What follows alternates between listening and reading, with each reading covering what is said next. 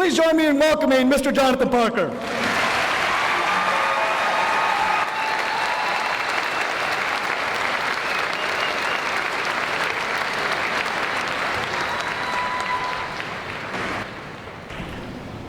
Good morning, everybody. Sunny Slope, can you hear me okay back there? Thunderbird? All right. This isn't easy. Doing a speech to the same audience for 3 consecutive years. I wasn't holding stuff back the first 2 years, figuring I'd just ladle some out year after year, hold on to a few good stories. So this is a bit of a challenge, trying to do something you haven't heard or doing it in a way that you haven't heard it yet. So this year I decided to do something a little different. I've decided to make the rest of this speech a musical.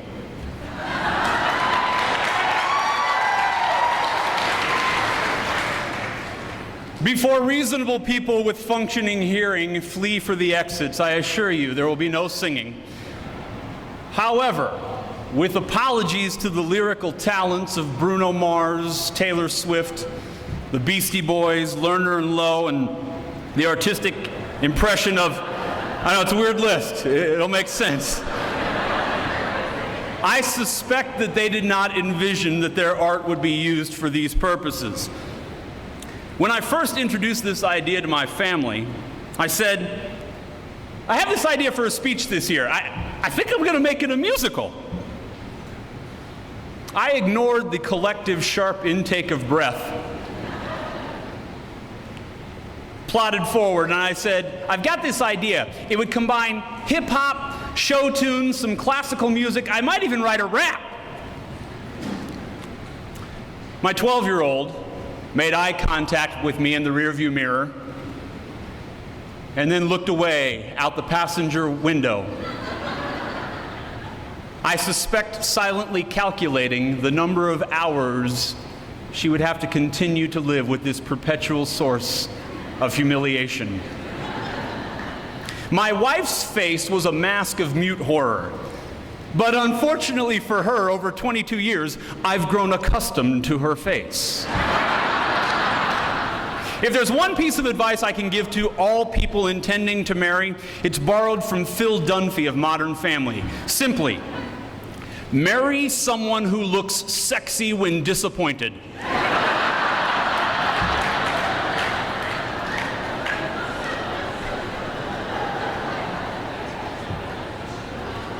It was only my 15-year-old who found her voice. Incredulous, she demanded, "Aren't you ever ashamed of anything?"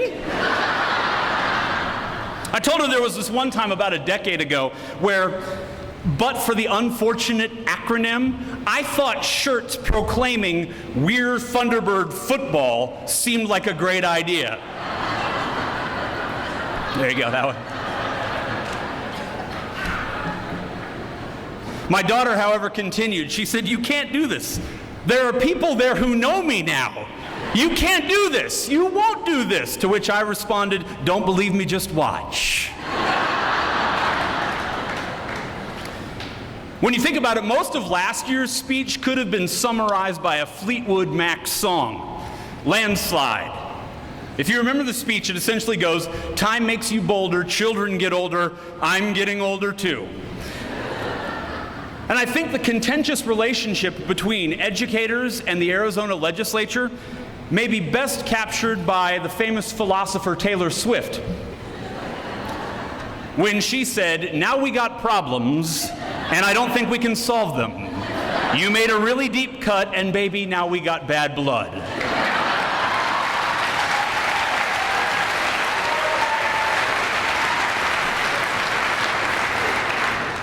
I'm terrified that Taylor Swift's lines are going to get the most applause. Because the next part, I'm going to ask you to still be my friend after this, because I'm going to go ahead and do the rap anyway. Now, I know what you're thinking. Middle-aged Caucasian teacher dabbling in hip-hop? How cliche. But I assure you, I am the OG, the original ginger.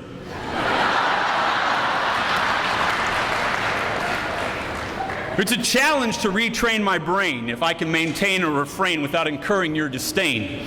Left wondering whether there's an argument I can tether to this otherwise clever endeavor. What story to tell of paychecks that fell as class sizes swell, of political campaigns that attempt to refrain, efforts that would cast educators as villains. Electing Doug D to my dismay.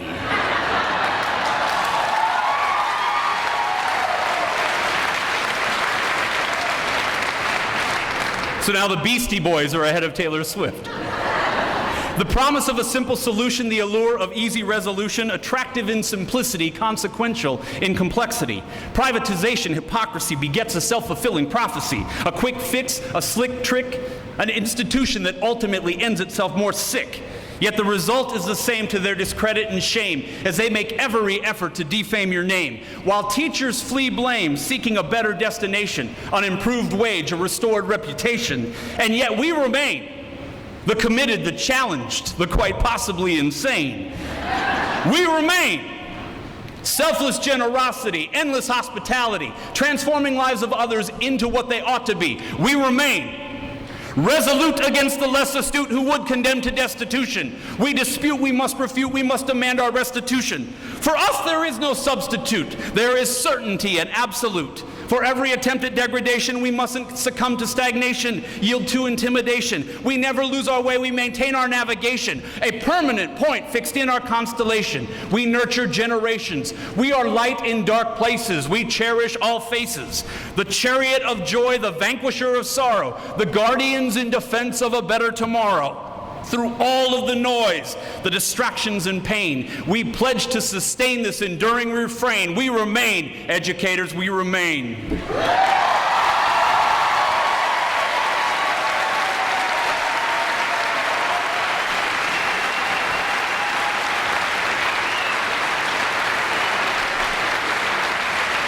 That response is so much better than what I've gotten in karaoke bars the past couple weekends. Don't say I didn't warn you. In many ways, that rap is a microcosm of my mood. It's a hint of despair aggravated by politics, yet ultimately mitigated by a fixed understanding of our collective purpose, yielding ultimately, as it does annually at this event, to the promise of hope. I know why I'm still here. Why are you still here? There's an alarming statistic. National trends would suggest, if you allow me to give this speech again next year, more than 50% of this audience would not have heard the one I gave my first year. For some time, we have talked about a teacher shortage in Arizona as if it's some sort of future crisis or impending event. It's here. We are witnessing the legislative harvest of years of intentional neglect. There are professionals in this district and throughout the state who have left because they have never seen a comma in their paycheck. This past year, we had to sue the state to get inflation funding promised from Proposition 301. I want you to think about that for a moment. We had to sue the state to keep up with inflation. Not surpass it, just keep up. That means that they knew the cost of food, fuel, transportation, electricity, technology, air conditioning, all those costs were going up, and yet they were funding at a rate less than that. This is the very definition of insufficient funding. When you know what inflation is, and you refuse to fund it year after year after year after year after year after year.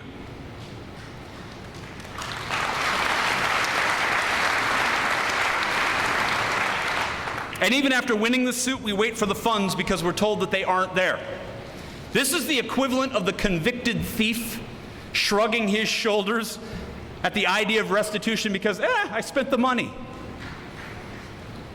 So to the Arizona legislature, I say this: show me what you fund and I will tell you what you value. Being an educator should not require a vow of poverty. I know that this political talk makes some of you uncomfortable. But the connection between politics and public school funding is extremely important in understanding the challenges we face. Politicians who starve public schools create a self-fulfilling prophecy. Programs are cut, class sizes swell, quality teachers leave, thereby leaving an artificial demand for privatization. But whatever remedies privatization might offer is nothing that a properly funded public school can't offer to all students.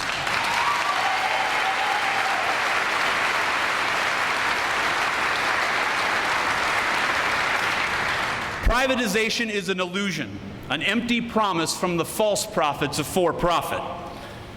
A recent milestone just occurred. Perhaps you missed it. The first class of No Child Left Behind graduated 12 years after its implementation. 12 years. How did that go? For those of you who were hired and worked in education before 2003, if you would please stand.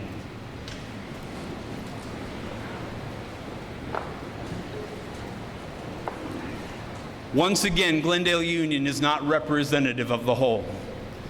Now take a moment. Take a moment. Go ahead, you can sit. You can think about it. Take a mental picture. You're going to sit anyway. This way it seems like I gave you permission. As you looked around the room at the people around you who remained sitting, they have known nothing else. All they have ever known is NCLB. And this recent shift from NCLB to Common Core, or whatever Arizona needs to call it, this shift almost feels like an evil generational prank we're playing on students and teachers. Please don't misunderstand me. It's really important that you walk away knowing that I believe in elevated standards. I believe in common and demanding standards. But I worry for a generation that has been raised to believe that it is only the test that matters. These NCLB zombies that we've created who are concerned only about the outcome, and now we're telling them it's the process. It's as if we have told them their entire lives they've been looking out the wrong end of the binoculars, and now we're going to flip them and have them look out the correct end.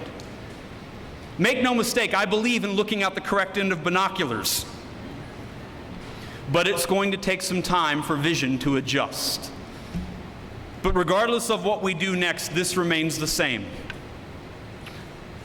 We test kids too much. We practice.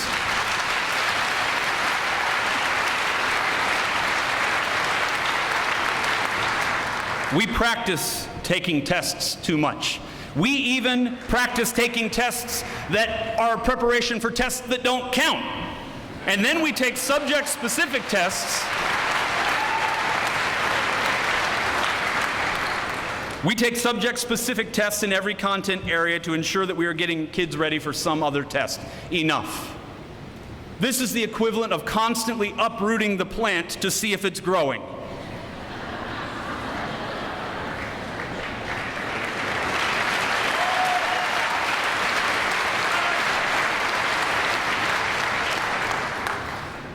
To punctuate the absurdity of high-stakes tests, I give you two scenarios. One, think about how hard it is to buy a home.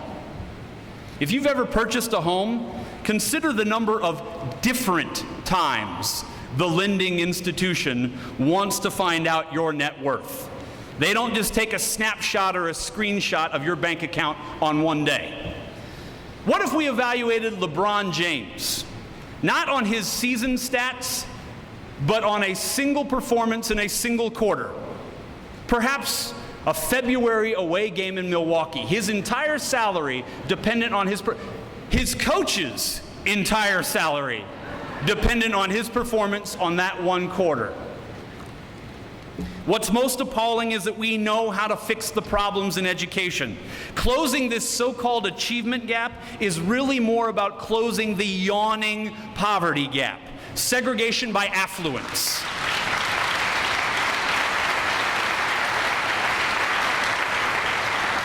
What we need to fix are the chasms that exist before students even arrive in public schools. Universal pre-K, literacy programs, these would reduce the gaps in a way that punitive tests and political accountability never will. Addressing the challenges of education by blaming the educators is the equivalent of trying to end lung cancer by curtailing gum chewing. Neither remedy gets at the root of the problem. So now I've done it. At this point, you're asking yourself, yeah, why am I still here? Thanks for cheering me up, Parker. My goal is to incite action, not provoke despair. So if you will, I'd ask you to allow me to close with music. I want to share with you music from Marcy Kolacki. By all rights, Marcy is Dana Graybeal's student, not mine. She is perhaps as talented a musician as has ever left Thunderbird High School. She arrived in my history class brilliant, and fortunately, she continued to leave my class brilliant. I counted myself fortunate to have had the opportunity to have her in the interim, one of the many blessings in a happy career. The following year, as she was preparing to leave, her father wrote me a note. On the eve of her graduation, this is what he said. When Marcy was 11, she auditioned to do a solo piece for a Christmas fundraiser. After playing the audition piece technically flawlessly and earning a solo spot in the program, the conductor asked her if she could, quote, play with a little more emotion. Then he paused and said, "Of course you can't, you're only 11. Marcy developed a significant interest and love for history the year she spent with you, opening a door to the world of life-changing knowledge and perspective. As Marcy and I sat on the couch together last summer watching Schindler's List, I was able to watch my daughter's facial and emotional reactions to the horrible and ignoble things that happened during that thankfully brief time in our history. It was then, I believe, that she decided to play John Williams' theme from the movie as a solo piece. However, the other night at Thunderbird, I believe it was the first time she played with the emotion that her director was referring to. I just wanted to share a profound thank you with you and your colleagues for your commitment to teaching and obviously loving our kids.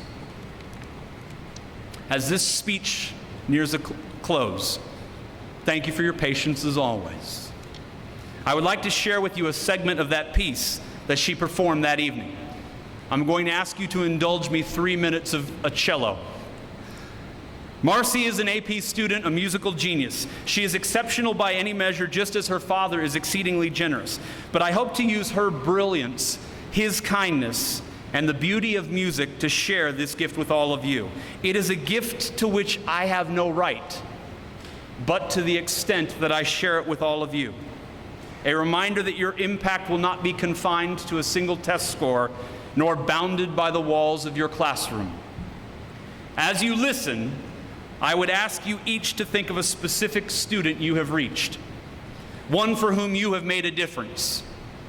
The special education child who literally cannot speak, but yet you hear him.